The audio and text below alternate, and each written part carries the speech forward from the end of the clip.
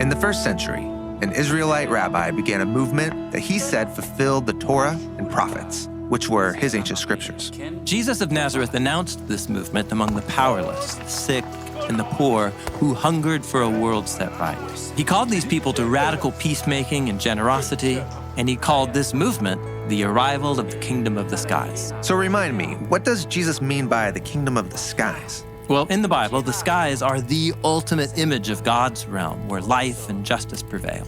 And so heaven arriving on earth means God's goodness, overcoming death and violence here on the land. In fact, the biblical story begins with this kind of heaven on earth place.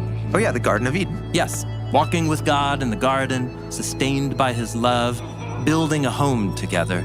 This is the way of life.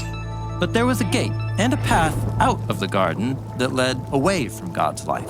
Why would anyone ever choose that path? Well, a deceptive creature appeared in the garden who told the humans that God couldn't be trusted and that the good life could also be found by taking this easier way. But this path leads to violence and death. Right. And so the Torah and prophets tell the story about God choosing one family, Israel, and then giving them his Torah, his instruction, about how they can return to God's presence once again, how they could build homes and communities where God can come and live among them, how they could even demonstrate to the rest of the world the way back to God's life. But even with God's instruction, Israel was also deceived, and they took another path. Yeah, they were deceived by their own prophets and leaders who claimed to speak on God's behalf. The prophet Ezekiel called them wolves, people who not only take the wrong path themselves, they get others to follow them. Okay, but now Jesus is claiming that God's kingdom has arrived with him. Right. Jesus is creating a new group of Israelites who will take the right path. They'll reject deceivers and build something that lasts if they accept this calling. And so, in this closing section of the Sermon on the Mount, Jesus presents a choice. Enter through the narrow gate, because wide is the gate and broad is the road that leads to ruin, and those who enter through it are many. How narrow is the gate, and how constricted is the road that leads to life, and those who find it are few. Jesus wants to be clear. The path to life is not easy. It can feel confining at times, and you're likely to face difficult trials, but in reality, it is the way to true freedom. So there'll be people who'll try to lead you off the path of life?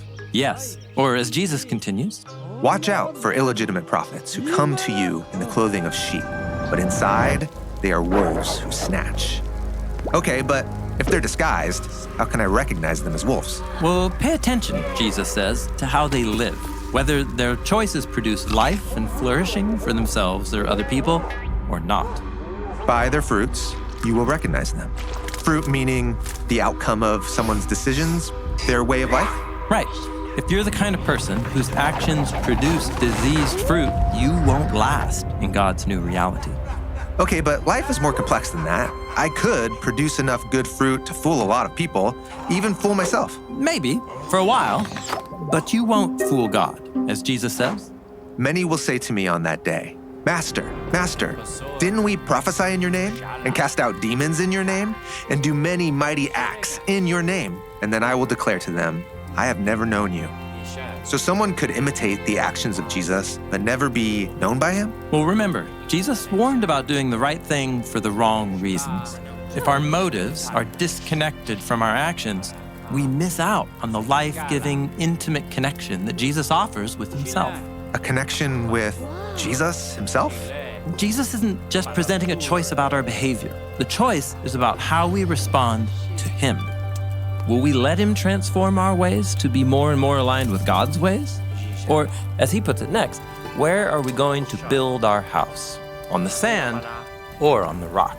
Well, that's a memorable image, but kind of random. Not really. In the Hebrew scriptures, the house of God is the most common phrase to describe God's temple, up on the rocky hill of Jerusalem. It's an image of how God's followers can build a community where God's heavenly presence can reside here on earth, just like the Garden of Eden. So then, everyone who hears these words of mine and does them, they will be like a wise man who built his house on the rock. And the rain came down, and the rivers came, and the wind blew, and they fell upon that house, but it did not fall, because the foundation was on a rock. And everyone who hears these words of mine and does not do them, They will be like a foolish man who built his house on the sand.